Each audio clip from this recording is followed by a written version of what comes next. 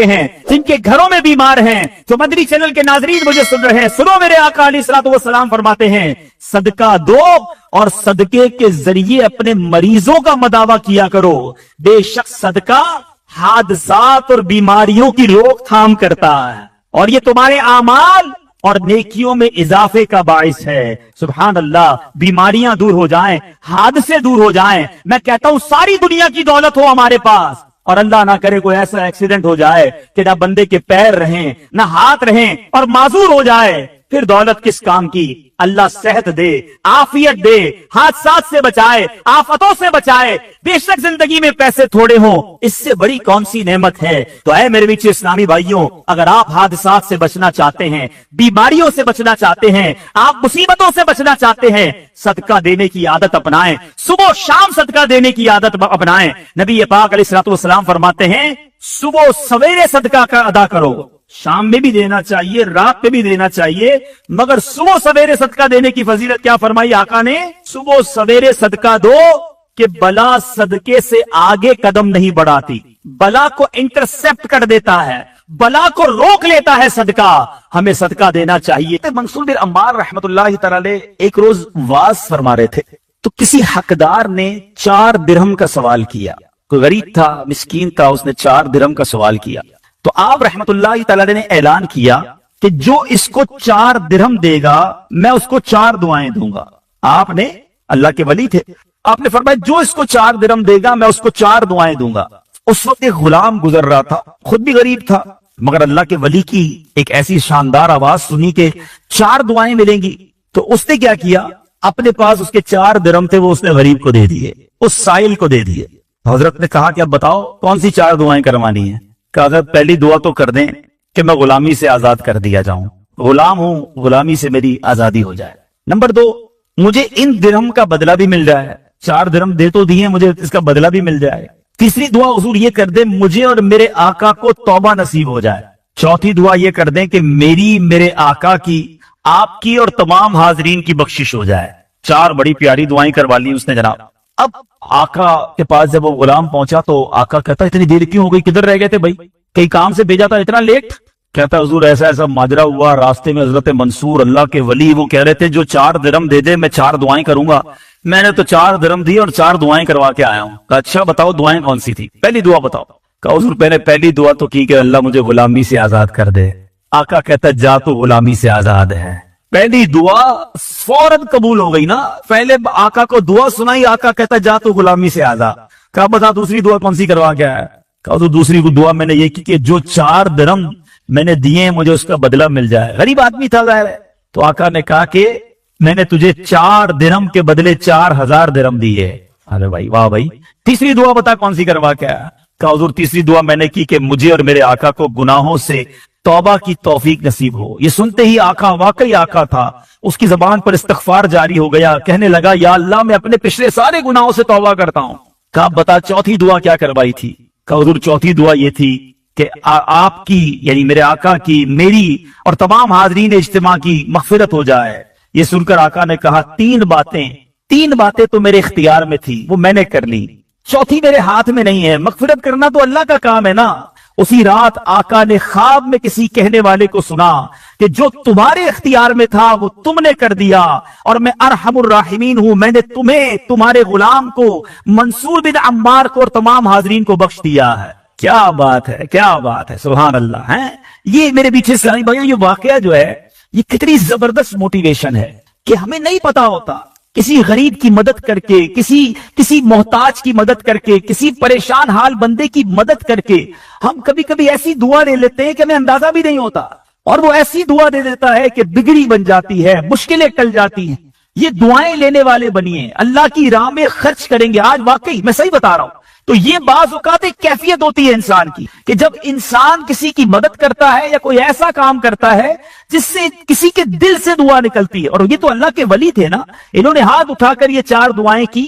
تو سیکھنے کو یہ ملا کہ بعض اوقات اللہ کی راہ میں خرچ کر کے ہم وہ حاصل کر سکتے ہیں جو برسوں میں حاصل نہیں کر سکتے. وہ نعمتیں, وہ برکتیں حاصل ہو جاتی ہیں, وہ پریشانیاں دور ہو جاتی ہیں. क्योंकि रिवायतों का मजमून है कि सदका बीमारियों को टालता है, सदका बुराई के 70 दरवाजे को बंद करता है, सदका बला को नीचे नहीं उतरने देता। एक बड़ी बात याद रखिएगा, हमें नहीं पता होता, अब सुबह उठते हैं मिसाल के तौर पे और कोई बला आने वाली होती है, हदीसों का मजमून है जब इंसान सदका देता है ना तो बला ऊपर से उतरती है, सदका जाके उसे रोक लेता है, इंटरसेप्ट करता है, और ये लड़ाई जारी रहती है। सदका बंदे पर बला उतरने नहीं देता। अब बाज़ औक़ात क्या होता है, कई लोग होंगे जो बयानात भी सुनते हैं, किताबों में भी पढ़ते हैं कि अल्लाह की राह में 1 खर्च करो 10 मिलता है।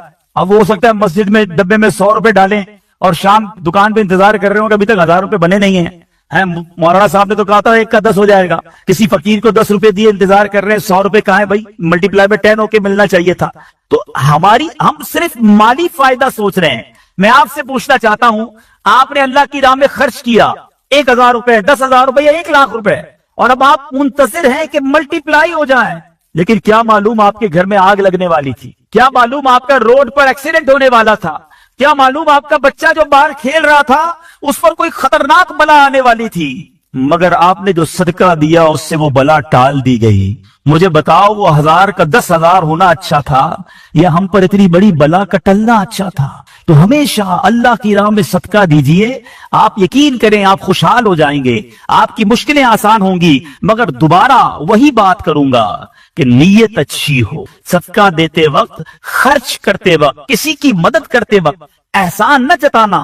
याद नहीं तुझे, तेरे बच्चे की शादी मैंने कराई थी, भूल तो नहीं किया, कर्जा मैंने दिया था, हाँ तू तो रेडी लगाता था, मैंने तुझे जनाब दुकान का किराया दिया था। ये एहसान जताकर तो सदका जाया हो जाएगा। या अय्युहल्लज़ीना आमनू ला तुबतिलू सदकातिकुम बिल मन्नि वल अदा, ऐ ईमान वालों अपने सदके जाया ना करो एहसान जताकर, तकलीफ पहुंचाकर।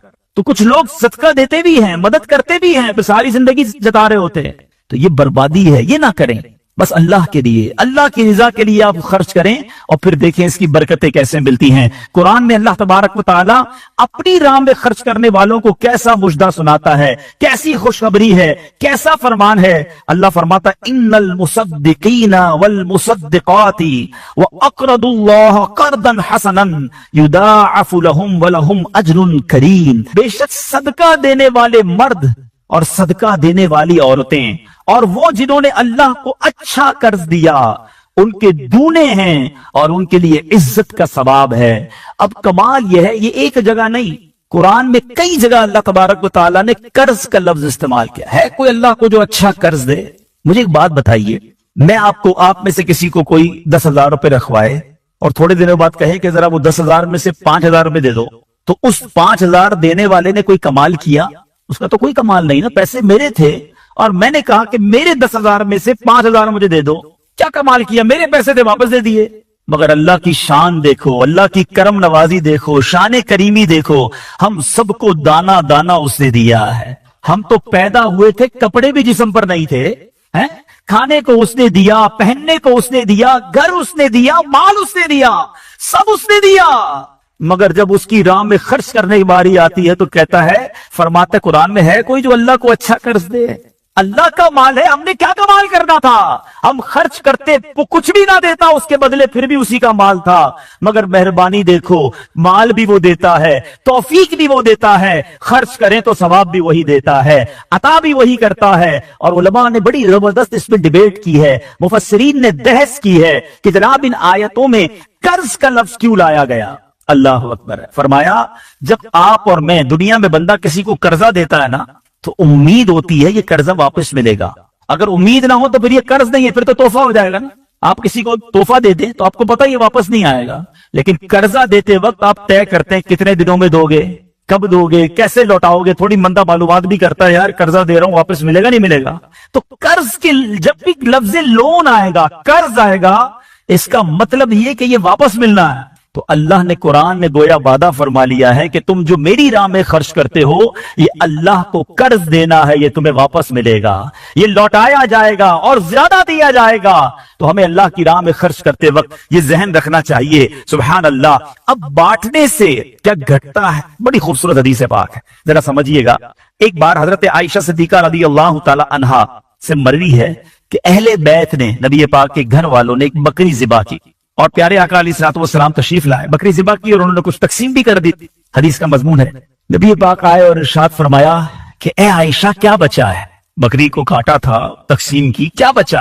अर्ज की गई कि हुजूर कांधे के सिवा कुछ नहीं बचा है, कांधे का गोश्त बचा दिया गया होगा, बाकी बांट दिया। नबी पाक ने एक जुमले में सारी बात समझा दी, अगर आप समझ जाएं। आका ने फरमाया आयशा कांधे के सिवा सब बच गया है। बात आ रही है समझ में? कहा क्या गया हुजूर? कांधा बच गया है, कांधे के सिवा कुछ नहीं बचा। और नबी पाक ने फरमाया कांधे के सिवा सब बच गया है, यानी जो बच गया है वो बच गया है। ये जहन बना लो कि आज मैंने और आपने जो अल्लाह की राह में खर्च किया वही बचा है, वरना बाकी को खा के खत्म कर देंगे ना। अगर हम मर जाएंगे तो ये पैसे तो बच्चों के विरासत में चले जाएंगे। मेरे लिए क्या बचा है? मेरे लिए वही बचा है जो मैंने आगे भेज दिया है, जो बांट दिया है, जो खर्च कर दिया। अकल अगर आ जाए हमें, अल्लाह करे कि हमें इस बात की समझ आ जाए कि आज अगर खुशहाली है, आज अगर माल जेब में है, बैंकों में पड़ा है, घर खाली पड़े हैं, ये खाली पड़े रह जाएंगे और मैं दुनिया से चला जाऊंगा। अगर मैं चाहता हूं ये आखिरत के अकाउंट में जमा हो जाए, मैं ये पैसा लेकर जन्नत में जाऊं और इस पैसों के बदले जन्नत की नेमतें कमा लूं, तो मुझे यहां ये अल्लाह की राह में खर्च करना पड़ेगा। और ये बात मैं नहीं कह रहा, आप और मैं यहां रहने वाले भी, यहां भी कमेटी डाली जाती होगी, बीसी होती होगी कि थोड़े थोड़े पैसे जिसमें जमा होते हैं और वक्त पर मिल जाते हैं, इंसान कमेटी डालता है कि यार कभी बुरे वक्तों में काम आएगी, बच्ची की शादी में काम आएगी। ऐसा होता होगा ना आपके यहां भी। अब मैं आपको हदीस कुदसी सुनाता हूं। हदीस कुदसी है जिसका मजमून है, ऐ इब्ने आदम अपना माल मेरे पास जमा करा दे। अल्लाह फरमाता है, ऐ इब्ने आदम अपना माल मेरे पास जमा करा दे, न जलेगा, न डूबेगा, न कम होगा। मैं तुझे उस दिन लौटाऊंगा जिस दिन तुझे एक एक नेकी की जरूरत होगी।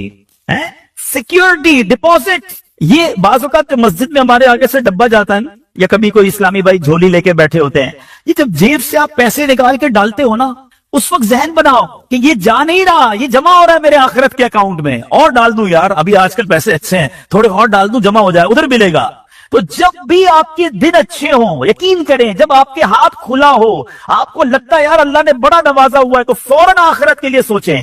जैसे ही ज्यादा पैसे आते, बंदा सोचता है ना यार आजकल अच्छे पैसे हो गए, कोई अच्छी जगह पर घर ले लेते हैं, चलो बच्चों को लेके कहीं सैर कराने जाते हैं। आप अपने पैसे को दुनिया में इंजॉयमेंट के लिए जब यूज कर रहे हैं, तो इसी पैसे को आखिरत की इंजॉयमेंट के लिए, आखिरत की लग्जरीज के लिए, आखिरत की नेमतों के लिए इस्तेमाल करने का जहन बनाएं और देते चले जाएं। मैं यहां एक मशवरा भी देना चाहूंगा, बिलखुसूस मेरे बुजुर्गों को, अल्लाह ने जिनको नवाजा है, बल्कि मैं कहता हूं थोड़े पैसे भी है ना, ये मेरा मशवरा याद रख लो। और ये अमीर अहले सुन्नत ने एक बार मदनी मुज़ाकरे में भी फरमाया था। हमने अल्हम्दुलिल्लाह तहदी से नेमत के लिए अर्ज करता हूं, अल्हम्दुलिल्लाह मेरी वालिदा मरहुमा ने, मेरे वालिद साहब ने, मैंने खुद भी, हमारे घर वालों ने, हमने इस तरीके पर अमल किया और उसकी बरकतें पाई हैं। तो अच्छी नीयत से मैं आपको बताता हूं कि हम देखिए दुनिया में हैं, ठीक है, हमने बहुत सारे ऐसे जनाजे पढ़े हैं, ऐसे सोयम में भी गए हैं, 40वीं में भी गए हैं, और जाके हमने मरहूम के बच्चों को कहा है कि देखिए आपके अब्बू जान चले गए दुनिया से, करोड़ों रुपए छोड़कर गए हैं, आपके अब्बू ने कितना किया आपके लिए, अब आप अपने अब्बू के लिए कुछ कीजिए, कोई मस्जिद बनाइए, कोई मदरसा बनाइए, कोई कुआं खुदवाइए, अपने वालिद को सवाब पहुंचाइए। तो वो बेटा जिसके लिए बाप ने जिंदगी गुजार दी, करोड़ों अरबों रुपए छोड़कर गया, वो कहता अभी तो हाथ बड़ा टाइट है, तो अभी बाद में करेंगे, तो बाद में देख लेंगे, और हम देखते हैं उसके बाद मरहूम के लिए बज़ाहिर कुछ नहीं किया जाता। तो आज मुझे और आपको अपनी फिक्र खुद करनी है। अगर आपने पैसे कमाए हैं ना, आपने मकान बनाए हैं, आपने जायदादें बनाई हैं, तो अपनी फिक्र खुद कीजिए। उसके दो तरीके हैं। एक तरीका, अपनी जिंदगी में ही इन्होंने माशाल्लाह ये मस्जिद बना दी, मदरसा बना दिया, बहुत अच्छी बात है, या तो ये कर लें। और अगर ये नहीं कर पा रहे तो दूसरा तरीका बताता हूं जो बड़ा आसान है, वो ये है कि इंसान को शरीयत ने ये इख्तियार दिया है कि आप अपनी वसीयत कर जाएं, और वसीयत में 30% आप वसीयत कर सकते हैं कि आपके छोड़े गए माल में से 30% किसी नेकी के काम में खर्च कर दिया जाए, आपके लिए सदका जारिया के लिए खर्च कर दिया जाए। भाइयों वाला मशवरा है, आप अमल करें ना करें, कि अगर जिंदगी में ये वसीयत कर दें कि मेरे मरने के बाद जो भी मेरा माल बचेगा उसमें से 30% जो है वो दावत इस्लामी को ये कहकर दिया जाए कि मेरे लिए सदका जारिया के लिए मस्जिद, मदरसा, जामिया, कोई ऐसा काम कर दो कि कयामत तक मुझे सवाब मिलता रहे। मुझे बताओ, मरने के बाद आपका माल 70% तो बच्चों के लिए बचेगा ना, 30% تو اپنے ساتھ لے جاؤ, اپنی جنت بنا لو. ورنہ ہوتا یہ ہے کہ ساری زندگی والد نے محنت کی, محنت کرتے کرتے بوڑھا ہو گیا, لاکھوں کروڑوں روپے کی جائیدادیں چھوڑ کر گیا, اور مرنے کے بعد خاندان میں کوئی ایصال ثواب, کوئی خرچ کرنے کے لیے تیار نہیں ہے. تو دو چیزیں یاد رکھیں, ایک تو زندگی ہی میں اپنے لیے ثواب جاریہ والے کام کر لیں. اللہ کی رحمت سے دعوت اسلامی